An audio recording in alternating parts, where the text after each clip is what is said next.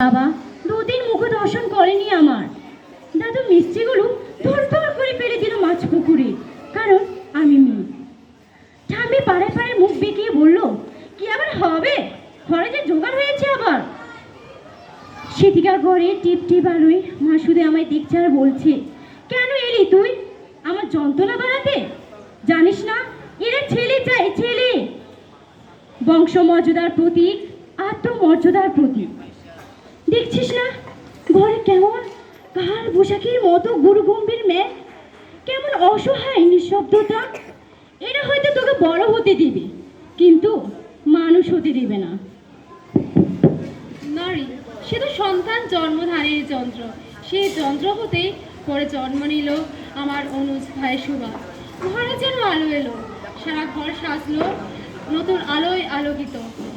সেদিন উঠোন থেকে ঠাকুর ঘর, বাড়ির ছাদ থেকে তুলসী তলা, অন্নপ্রাশনে কত লোক এলো।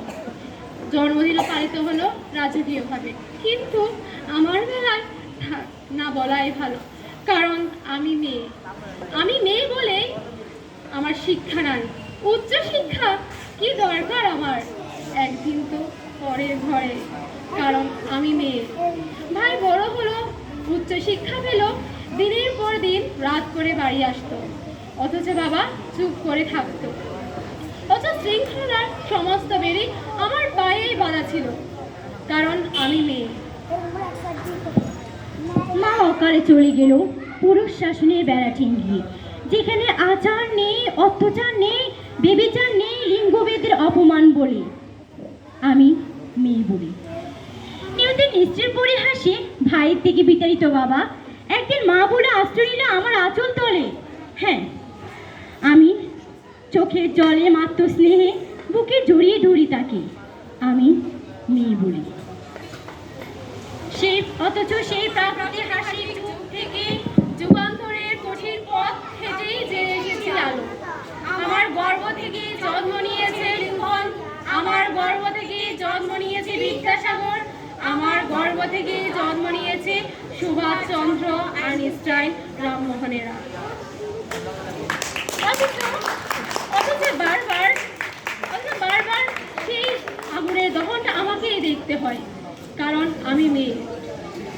আজ হয়তো মেয়ে বলে এইভাবে জন্ম হতে হয়েছে, কিন্তু একদিন একদিন নারীর ঠোঁট রেঙে উঠে রক্ত নিয়ে কলঙ্কের ঘোমটা ছেড়ে উন্মুক্ত হবে জলে, স্থলে আর অসীম আকাশে। অসামান্য পতাবরে কেঁপে উঠবে ধরিত্রী। সমস্ত শৃঙ্খলা আর লিঙ্গভেদ করে একদিন দেখাবো পুরুষ তোমায়, আমরাও মানুষ, রক্ত মাংসের মানুষ।